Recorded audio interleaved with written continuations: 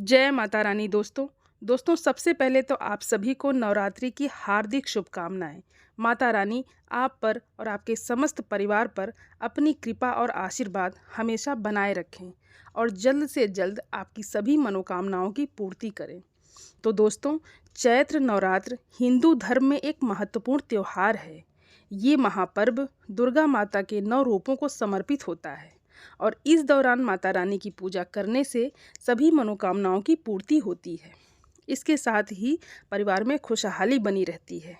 पंचांग के अनुसार इस साल चैत्र नवरात्रि 30 मार्च से शुरू हो रहे हैं। तो दोस्तों, आज की वीडियो आप सभी के लिए बहुत ही महत्वपूर्ण होने वाली है, क्योंकि आज की इस वीडियो में आपको कलश स्थापना की बहुत ही सरल विधि बताएंगे। इसलिए इस वीडियो को पूरा ज़रूर देखिएगा। और आप सभी सनातनी भाई बहनों से मेरा विनम्र निवेदन है, मेरे चैनल को सब्सक्राइब ज़रूर कर लें और वीडियो को लाइक और अपने फैमिली फ्रेंड के साथ शेयर ज़रूर करिएगा। दोस्तों, कलश केवल एक पात्र ही नहीं, बल्कि उसमें देवी देवताओं और शुभ शक्तियों का वास माना जाता है। और जब हम विधि पूर्वक कलश की स्थापना करते हैं तो उसमें सकारात्मक ऊर्जा का संचार भी होता है और वो जगह दिव्य आभा से भर जाती है। तो आपको कलश स्थापना करने के साथ साथ ये भी बताएंगे कि कलश स्थापना के समय किन किन शक्तियों का आवाहन किया जाता है और हर दिन नियम से कलश की पूजा कैसे की जाती है, किन किन नियमों का पालन करना है और कौन कौन सी सावधानियों का बरतना आवश्यक होता है। दोस्तों, नवरात्रि हो या फिर कोई भी विशेष अनुष्ठान हो, सनातन धर्म में कलश की स्थापना करना एक अत्यंत पवित्र और शुभ प्रक्रिया होती है। इसे सही तरीके से करने से ही देवी देवताओं की कृपा प्राप्त होती है। तो कलश स्थापना करने के लिए सबसे पहले हमें एक कलश चाहिए।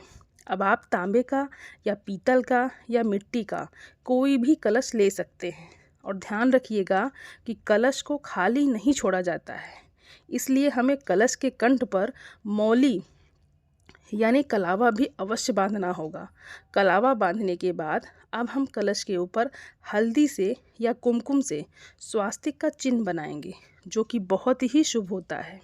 इसके बाद हम कलश को शुद्ध जल से भरेंगे। अगर आपके पास गंगा जल अधिक है तो आप केवल गंगा जल भी भर सकते हैं, और अगर आपके पास गंगा जल थोड़ा ही है तो आप गंगा जल की कुछ बूंदें मिलाकर आप शुद्ध जल भी भर सकते हैं।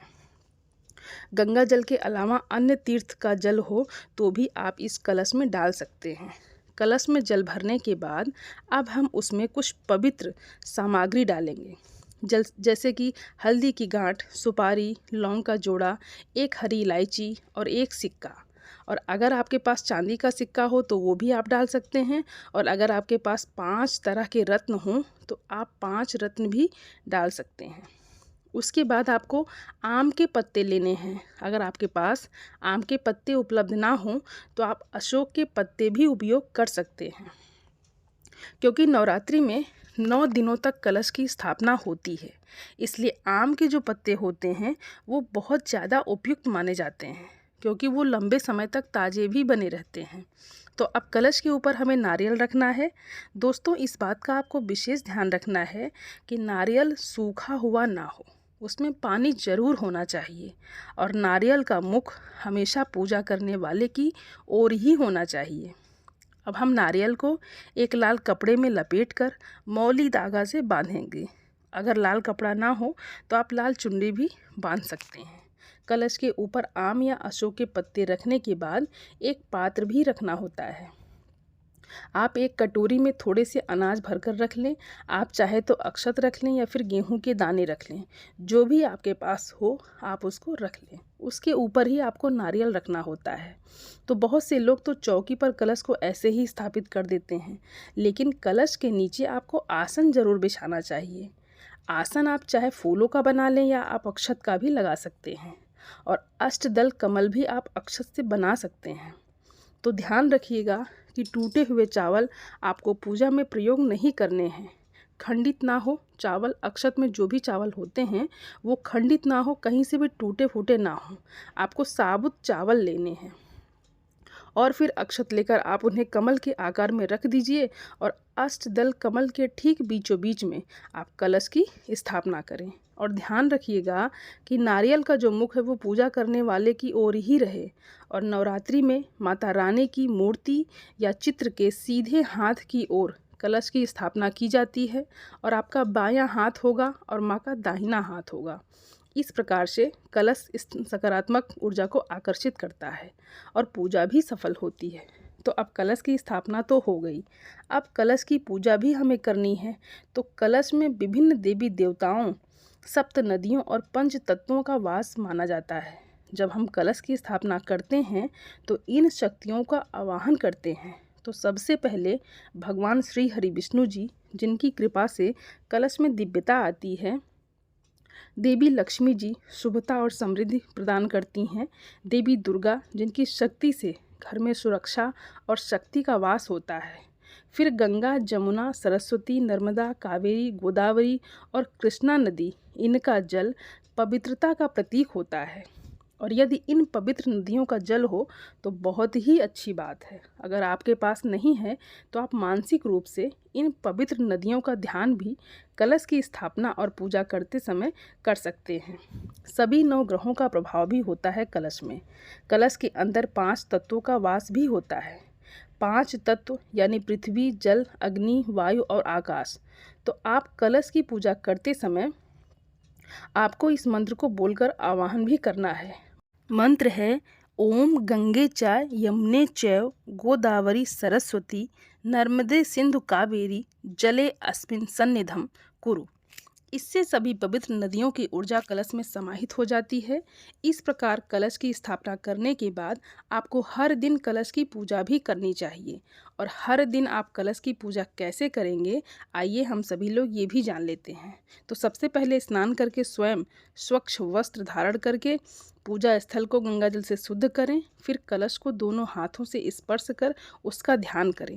कलश के पास शुद्ध देसी घी या तेल का दीपक जलाकर, धूप जलाकर पूरी जगह को सुगंधित करें और कलश पर पुष्प और अक्षत अर्पित करें और देवी माँ को फल मिठाई अर्पित करें। और यदि नवरात्रि में कलश स्थापित आपने किया है तो रोज़ माता रानी की आरती करें और ओम ऐं ह्रीं क्लीं चामुंडाय भिक्षाय मंत्र का जाप भी जरूर करें। और कलश में भरे हुए जल को आपको हर दिन हटाना या हिलाना नहीं है। कलश एक बार स्थापित कर दिया जाता है तो फिर उसे 9वीं या 10वीं तिथि को ही, जब कलश विसर्जन होता है, तभी हटाना चाहिए। कलश स्थापना के नियम और सावधानियां क्या है, आइए हम सभी लोग ये भी जान लेते हैं। तो सबसे पहली बात तो शुभ मुहूर्त में कलश की स्थापना करनी चाहिए। चाहे नवरात्रि हो या गृह प्रवेश हो, विवाह हो या अन्य कोई पूजा हो, तो विशेष मुहूर्त देखकर ही कलश की स्थापना करना शुभ रहता है। और कलश किस जगह पर आपको स्थापित करना है, इस बात का भी ध्यान रखना चाहिए, क्योंकि पूजा स्थल में उत्तर पूर्व दिशा सबसे शुभ मानी जाती है। नवरात्रि में माता की मूर्ति के दाहिने हाथ की ओर ही कलश रखने चाहिए और कलश में जल शुद्ध और ताज़ा होना चाहिए। इसमें गंगा जल, हल्दी, सुपारी, लौंग, इलायची डालनी चाहिए। नारियल का मुख सही दिशा में हो, यानी पूजा करने वाले की ओर ही होना चाहिए। और आम के पत्ते का प्रयोग करें, क्योंकि आम के पत्ते लंबे समय तक ताज़ा रहते हैं।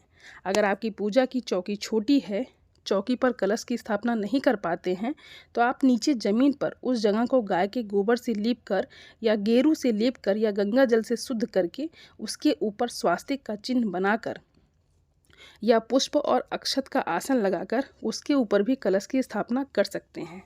कलश की स्थापना करने के बाद भी आपको कुछ बातों का ध्यान हर दिन रखना चाहिए, जैसे कलश को कभी अकेला ना छोड़ें। अगर कलश स्थापित किया है तो प्रतिदिन सुबह और शाम की पूजा अवश्य करें और जब पूजा पूरी हो जाए तो उसका विधि पूर्वक विसर्जन भी करना चाहिए। किसी भी प्रकार की अशुद्ध अवस्था में कलश को स्पर्श नहीं करना चाहिए। तामसिक भोजन का सेवन करके, मांस मदिरा का सेवन करके या किसी भी प्रकार की अशुद्ध अवस्था में कलश को स्पर्श या कलश की पूजा नहीं करनी चाहिए। और कलश को अशुद्ध स्थान पर नहीं रखना चाहिए।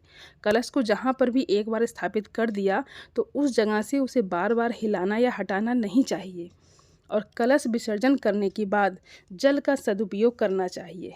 इस प्रकार कलश स्थापना केवल एक धार्मिक क्रिया नहीं, बल्कि देवी देवताओं को आमंत्रित करने का एक माध्यम है।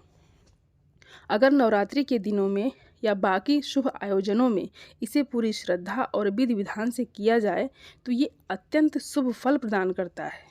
दोस्तों, ये जानकारी आपको अच्छी लगी हो तो वीडियो को लाइक और चैनल को सब्सक्राइब ज़रूर कर लीजिएगा, जो लोग चैनल पर पहली बार आए हैं, और अपने फैमिली फ्रेंड के साथ शेयर ज़रूर करिएगा।